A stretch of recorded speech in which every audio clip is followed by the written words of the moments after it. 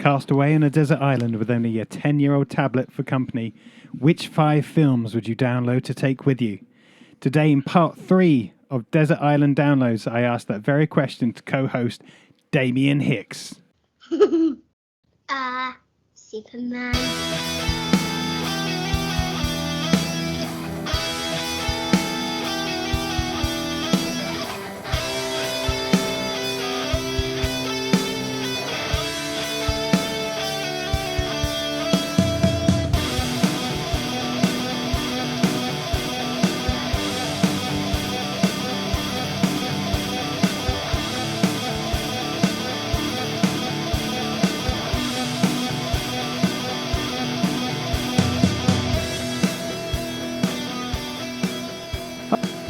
Hello, and welcome to the Cult Faction Podcast, episode 132. I am your host, Paul Hawkins, and as ever, I am joined by... Damien Hicks. And...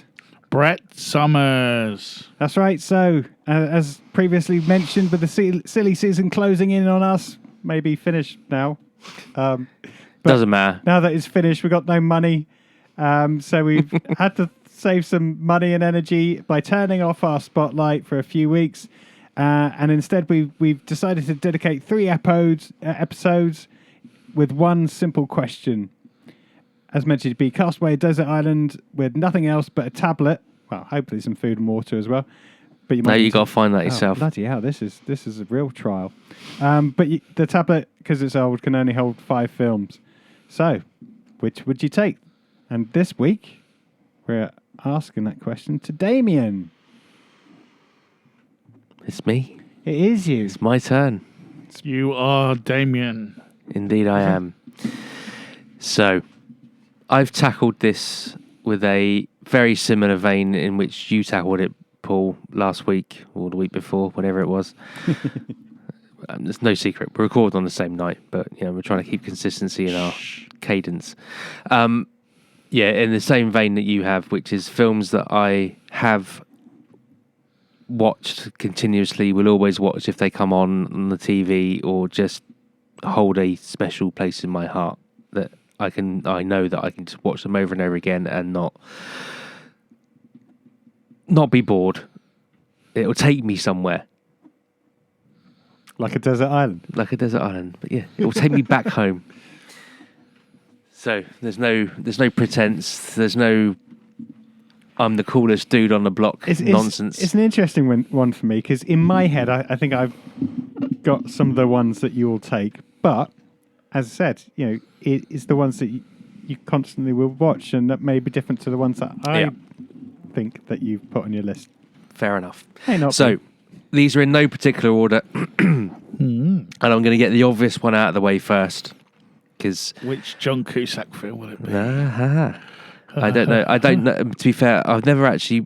I obviously have watched our recordings on the YouTube channel back, because I'm the one that edits them, but I never really paid attention to how much of this room you can actually see. So the obvious one, if you can see a lot in this room, the most obvious choice is Back to the Future. I've got Back to the Future Scalextrics behind the camera over there. That sounds like a franchise. Not if you're just taking the one film. Okay. That's the point. I've got a feeling it's not going to be Back to the Future Part 2. No, exactly. I mean, 3, to be fair, is all right. I like 3. It's Back to the Future, the original. I can't say Back to the Future 1, because it's not called Back to the Future 1, and I will fight you on that. It's Back to the Future. It's got everything in it. Right. I need to say, at the very top of this conversation, I am annoyed with what Back to the Future has become in this, the cultural phenomenon, if you like. That it's it's a whole industry now, isn't it? We have to face facts when the world catches up with us. Yeah. To be fair, because you go on Amazon and type in Back to the Future, you get fucking shed loads of shite. Have you seen the musical yet? No, and I hate musicals, so I'm sure there's nothing wrong with it. I've spoken to people that have seen it, and they do say it's really good. And I've seen some clips, like I think they did a Children in Need thing a couple of years back. Yeah, and I get it. I see it, and I think that it works. But I just don't like musicals. I've heard when you go, it's just too damn loud. So I don't like it. I'm not interested in the musical because I don't like musicals. I don't need to talk about the film itself. Everyone knows what the film is, but it's a film. I didn't even get to the cinema to see it because we didn't go to the cinema when I was that age. It was on Christmas Day one time over on BBC One or something. Taped it and pretty much watched it. I'm pretty sure every year I since. Got something from Shreddies or something on Back to the Future. It was like no cards doubt. or pictures or stickers or something. I can remember. Yeah, there was Superman, and then I'm sure there's some Back to the Future ones. In the days when they put things in cereals. Those were cool days. Now they just put horrible shit in cereals. In those days, you actually put toys or stickers or things in that we liked. Still remember the E.T. It's back in the days of the stickers. plastic Happy Meal toy. Now Yeah, you don't get oh those. yes. Now it's books and carrot sticks. Hey. But anyway, I don't think I need to even talk about it anymore. It's Back to the Future. It's on the list. I'm taking it with me. I thought you would. Yeah. And really good film. Yeah, great film. Can't say any more. Well, you can say, we could speak for hours about it, but yeah. I mean, great Fantastic levels film. of detail. I mean, the whole people are still finding little time travel things that have been changed and people didn't pick up on, like names of things. I mean, the amount of people that have only just spotted the Twin Pine Moor, Lone Pine Moor, stuff like that. Yeah, don't get me started on that nonsense. It's like, seriously, you've never watched it more than once. But there's little things like that and just how it all fits together. And again, Billy Zane, even younger than he was in Tombstone, but yeah, he's still young Billy Zane. At some point, he finds a gym, but it's after Tombstone. Yeah. But no, it is a good film, and every character in it is pretty much memorable. Yep. Every performance is good. I'd say every character's there for a reason. There's no fat in the film. Where did you stand on the replacement of the girlfriend as the franchise moved forward? Not ideal. As a Die Hard. I can't remember. It went from someone to Elizabeth Shue, didn't it? That's right. Yeah. Right. So Claudia Schiffer, I think her name is. I might be wrong. No, that's a model. Schiffer. Isn't it? Yeah. It's Claudia Wing. No, it's not Claudia Winkleman either. No, it's Claudia something. Yeah, she came to that one. They did it. She's done a few comic cons didn't since, but she That runs one her where own that one where underwear they business that now one or where they something. ripped them all off. The one at the Yeah, what's it called? The cricket place. yeah. Not the Rose Bowl. Yeah, but it's the Rose Bowl. Yeah, wherever it's called now. She was at that one. Yeah, but they did it because they had to. I mean, depends on which story you believe. One was that she became addicted to drugs and dropped off the scene. The other is that she dropped off the scene because she had to look after her sick mum. Whichever one you believe, don't bother me. Not interested. It's her own personal life. Nothing to do with us. So it changed because it had to. But did it suffer because of the change? Not really, because Claudia was only in it for probably a total of 5 minutes at the start of the film and 3 minutes at the end. And then she's asleep the rest of the time. Exactly. And then Elizabeth Shue was asleep for the most of the film.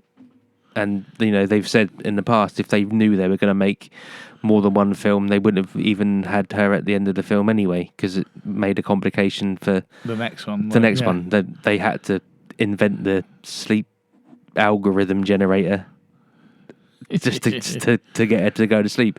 So it created they created a problem for themselves. So, yeah, no, it doesn't. Well, time travel does that. Yeah. I mean, the cool thing, Buck Flowers, isn't it? I mean... Oh, yeah. A genuine hero of cult. I'm still convinced he's playing the same character in every film he's in. He is, but it doesn't matter. It's worked for Nicolas Cage. It's worked for Matey Boy from Tombstone. But I mean the actual same... They should just called him like Buck and just had him as the literal same character. Yeah. He's, it's all one big universe. The Flowers verse. I mean, the jury's out. Some people say that he's Mayor Red Thomas in this because it sounds like Marty McFly calls him Red when he... Yeah. But you could argue that some people say, no, he actually says Brett, and it was never scripted, so they don't... But I like to think that it's Mayor Red Thomas that's been, he didn't get re-elected in 1955 and went completely off the rails. Cool. Yeah. No. More to say. It's a great film. Worthy choice. I'll fight you on that point, but I'm not overly keen on the cultural phenomenon that it's become. I've been impressed. Just one more. I've been impressed on how much that, I think, because of Back to the Future as well, it drew my attention to like Hollywood lots. Oh, I mean that has been used, and how much things have been used so many times, and even. But that's another thing. But I mean, I guess every generation finds out new things. But the amount of times you see on Facebook, the lot in Back to the Future is the same one they used in Gremlins, or the one they used in Gremlins is the same one they used in. What's that thing with Jennifer Love Hewitt? I'm just going to say that. What's Ghost it called? Whisperer. Ghost Whisperer. Yeah, there's the town in that. That was the one when I was like, but then of course they purposely missed the tower out. I think. Yeah. Because the tower the actual clock tower was put onto that, wasn't it, or something for Back to the Future? I think. And then the clock tower is in the lot. Whether it's a clock tower or not, I think it's a town hall. It's whatever it needs to be at the time. But that was one of those first ones. And then I remember going back and watching some old episode of The Twilight Zone in black and white, and it's the same. Yeah, exactly. I mean, that lot's been there. It's the same place. Yeah. And all that. Yeah, that was the sort of one of those when you get a little bit older and start understanding the makings of it all, and then you're like, wow, and we're through the looking door. We're through the looking glass here, people. Cool. Oh, that was another film. Next one. Cool. The next one, I'm going to go for my most recent film on the list. Ooh. And it's a weird one. It's not the film. Well, the film probably is a little bit weird.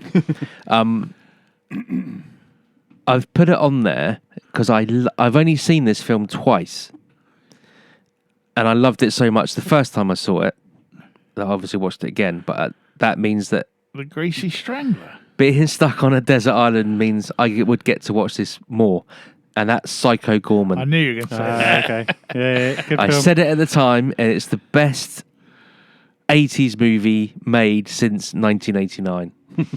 It is just so on point.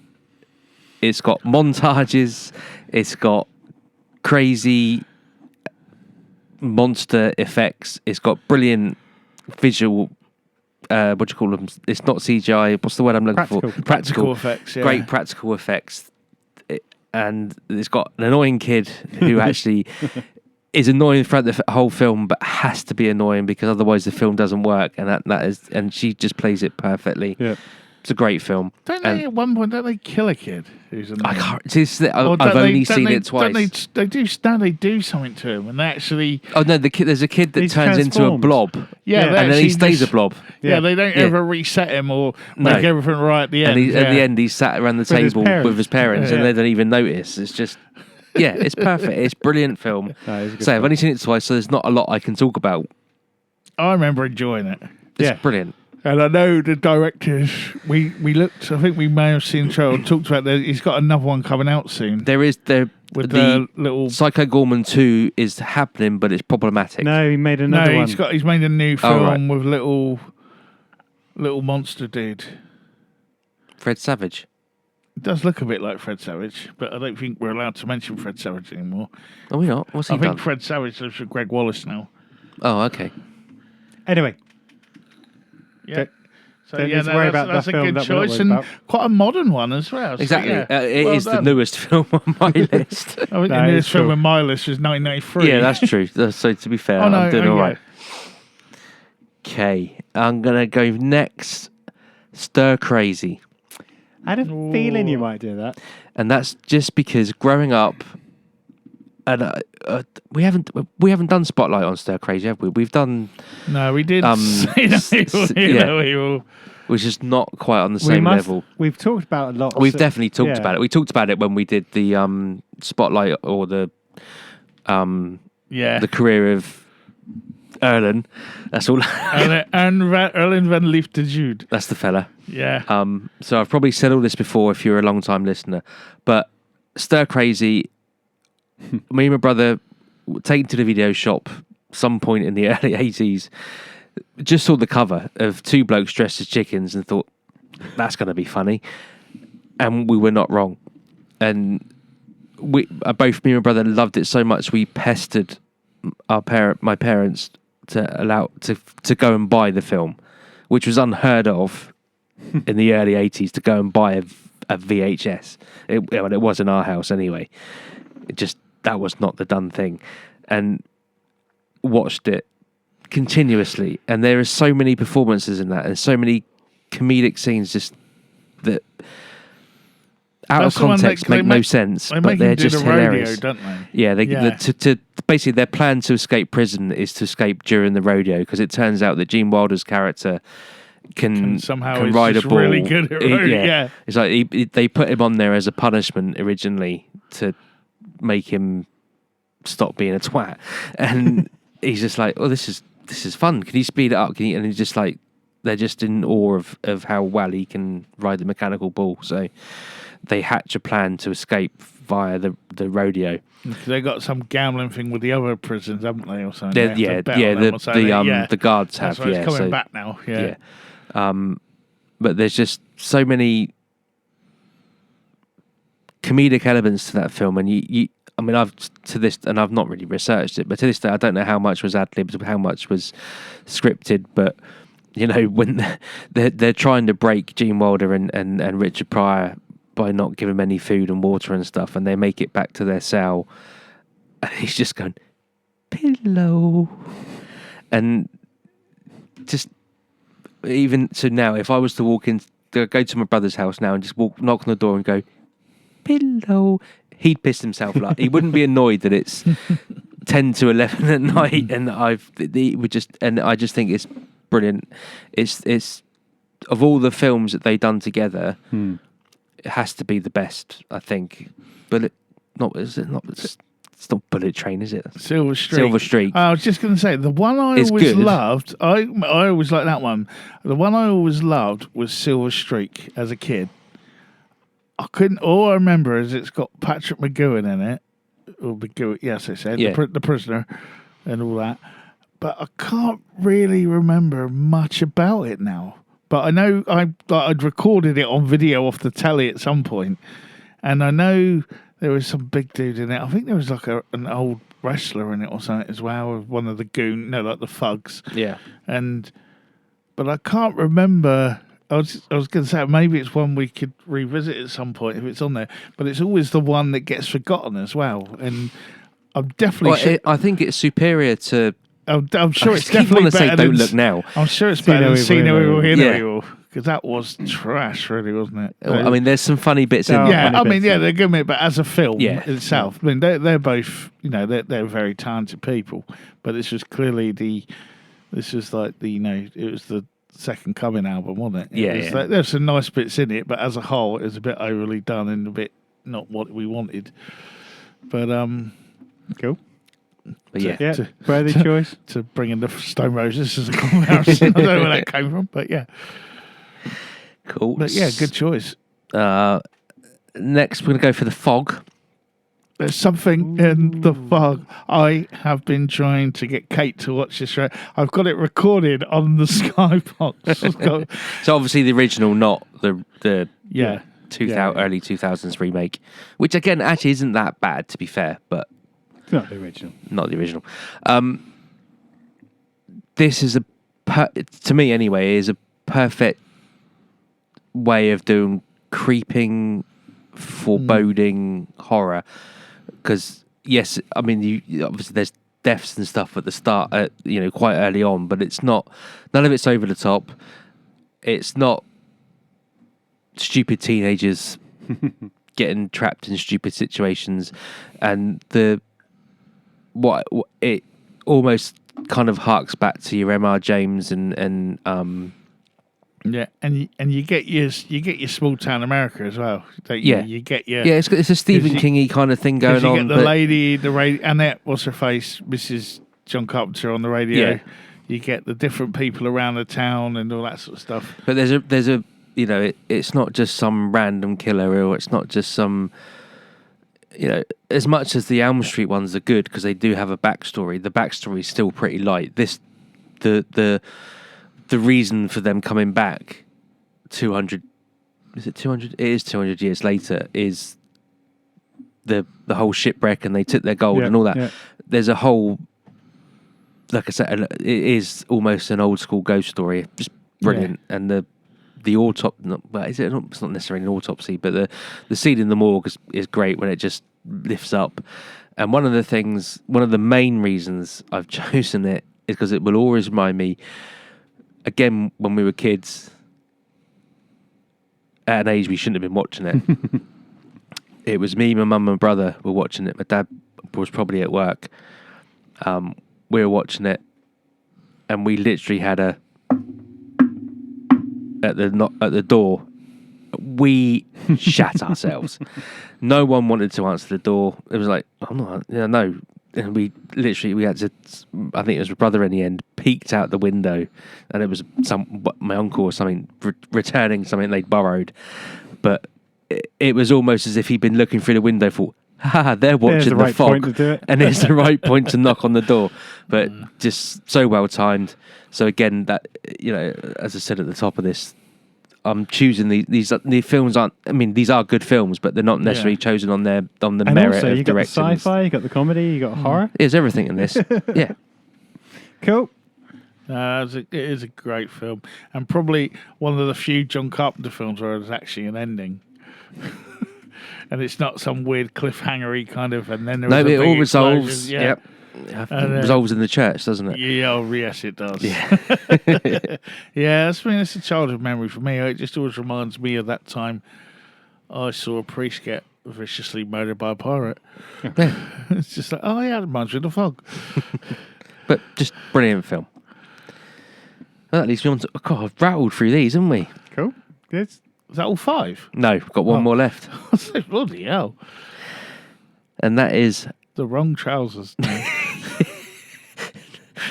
if anything, it would be a grand day out. Oh, excuse me. No, it's American Wealth in London. Yeah. I didn't even think of that. Perfect Oh. blend of Brian Glover. horror Oh. and comedy.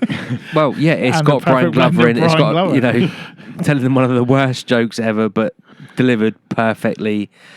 The visual effects in it are great. Obviously, Yep. Richard Barker. Yeah, Richard Barker. Richard Barker. Yeah. Or Rick Baker. Rick Barker. Is it Rick Barker Baker, or innit? Baker? Baker. Gee, Yeah. I should have done my research. No, I think it is Baker, but I think depending on, it's Rick Barker, man. You know, Yeah. depending on who's talking in the documentaries. Yeah, but that transformation scene, I don't think has ever been bettered. And now with CGI, I don't think you can, because it would look. It was completely different look and feel. Yeah, Yeah. Yeah, I remember watching that when I was very young at my granddad's house, while he was puffing away on cigarettes and, you know, put that VHS on. It's like, yep. Was Okay. it? That's going to give me nightmares. Thanks. It was just the all-round fucked upness of it, because you had the initial, the backpackers, the scary pub, you know, a young Rick Mail as well, Brian Glover, you know, all that sort of stuff. But then you get all the, and that bit's cool, and then you get the bit where Griffin Dunn comes back to him, and each time he's a bit more messed up because he's been dead longer, and the cinema stuff as well, you know, all the people that he's killed and whatever in there, and all those side of it. But then you get all the fucked up nightmares as well, where you get the very clever, again, I think we talked about this before, like, I think it was probably the first mainstream dream within a dream. I was like, you know, which everyone has ripped off since. And then the random shit with the Nazi werewolves on motorbikes. Like, that was like when young ones, you know, it was just like some real random that had nothing to do with it at all. And it's never really explained. It was just like a joke, and then it cuts back again. No, you know, if any, it's just like it's a different film. Yeah, Really. it's like his psychosis. Yeah. something Werewolf but yeah, dreams. Yeah, exactly. Maybe that's it. It's And then, werewolf. It's you what you know- have. The kind of dreams you have if you're a werewolf. yeah, Werewolf. and you know, and Got to be careful how many times I say it because I can't say it. But Jenny Agutter holds out her end. yeah, Certainly does. Sometimes literally. yeah. And So there's a little add-on for you if you're alone type scenario on a desert island. and and if it was Mandy from EastEnders, wasn't it? Was the little girl with the walking the dog? Yeah. Yeah. It's Who- a who married- it's a she very married good Barry. blend of but it's a good blend of horror. There's Yeah. I can't think of a horror comedy that actually has true scary moments in. Scream's got to be the closest. Yeah, and they're not really. There's a few chilling bits in Yeah. Scream, But it's more slasher. Isn't it? Yeah. It's not really but hard. I can't think of another horror comedy that's gone as far in the scares as it does in the laughs. Because if I think of horror comedy, I think of like the Leslie Nielsen Dracula stuff, or Dead and Loving It and all that. or Scary the movies scary and all movies. that. Yeah, only where they just they're only leaning into the comedy. They're not leaning into the horror. Bloodbath and the House of Death was a bit disturbing, but it was Kenny Everett in that, so it was a bit more. Yeah. That's very camp. Yeah, and it is From the very- outset, that's camp. It's, So that takes you. But this, you. I mean, to be fair, there is nothing funny in it for the first 40 minutes or so, because it's them. Well, I mean, you get the I missed, I never miss. Yeah, but even that's Yeah. that's It's not still scary. It's not laugh out Yeah. loud funny. That's still quite chilling, and obviously there's Brian Glover telling his joke, but But it's not until- But that's scary because you have to laugh because he's going to kill you. Yeah, exactly. That's just English pub. Yeah. Where it's funny because we know We've the all been situation. in pubs like that. I'd be interested in how Americans took that or other people because it's we've been in there where you've got to laugh with this guy because he's Yeah. the local nutter. yeah, exactly. And quick laugh. Yeah. Don't get a lift with him. Exactly. And if you laugh at the wrong point, he does a Yeah. Joe Pesci on you, Yeah. and Begbie. It's another. But it's a great film, and also a young Nick Cotton is one of the policemen at the end if you Yep. glance quick enough. But it's on his CV. yeah, and the policeman that gets his head bitten off was also a policeman in the bill. Yeah, the sergeant, isn't it? Yeah. And the dude. Sorry, just to chop No, off the carry on. The guy that gets killed in the tunnels is Bib Fortuna in Return of the Jedi. Jabba the Hutt's mate. Oh with yeah, the big yeah, long yeah, with the things. thing, yeah. Yeah, and but yeah, no, it was a great film, and it really did fuck me up a bit as a kid. Yeah. Yeah. Mainly, it was Unfortunately, the they made werewolf American bit. Werewolf in Paris. We don't but talk about let's that. talk about that the better. Yeah, someone made it. It's nothing to do with it. Cool. Good But, choices. yeah, All and different. the soundtrack as well. Every song had Moon in it. Yeah. It's like even the soundtrack is hilarious if you actually listen close enough because it's.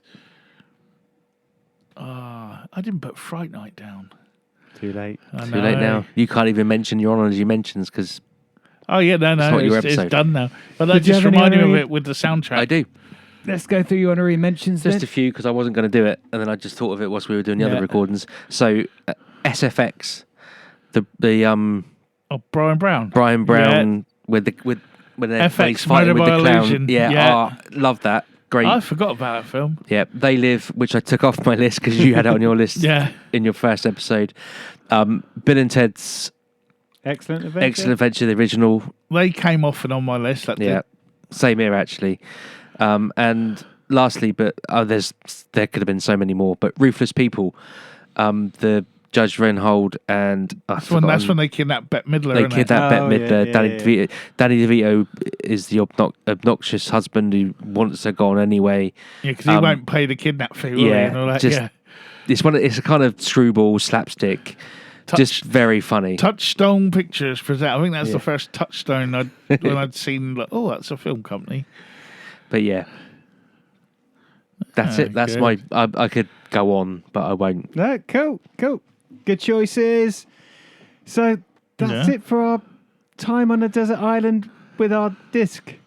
Free. Download. Downloads, no Download. discs, Whatever. Yeah, so copyright and all that. I'm just thinking what we're doing in 2 weeks' time, but It'll be 2025. We'll be back to our spotlight, which was my choice, which was Identity. That's Identity. right. Yeah. Identity. The John Cusack thriller. I think Ray Liotta's in it. I've forgotten now. Yeah. But yeah, so we will be back to our normal programming. Yeah. Our normal program will resume shortly. But for tonight, God, I'm discombobulated now. God, I was trying to think. Do I need to come to someone to choose something? Producer comes along, changes the know. format, and that's it. They all lose their minds. Yeah, so thanks for watching 132, where Damien's been given his top 5 films that he'd take away to the desert island. What do you think, though? Have you got any comments? We'll leave them on the screen if you're watching. I wouldn't necessarily say they're my top 5 films. They're On the the- top take 5. with you on a desert island? Yeah. Is he right? Is he wrong? Would you take 5 different films? Let us know What would be your top 5? Yeah. by either posting comments on YouTube or all the socials where you're listening. You can also email us at cultfashionpodcast@mail.com. if you've got any suggestions for further spotlights potentially as well. And if you want to check out the mothership with all the news, reviews, every now and again there's a competition. Not at the moment, but there might be soon. There was, but now time to put that up. Wasn't they? Go to... cultfaction.com. So again, just thanks for listening and watching. I've been Paul Hawkins and I've been joined by... Brett Summers. And... Damien Hicks. Goodbye. Good night. Farewell. Superman.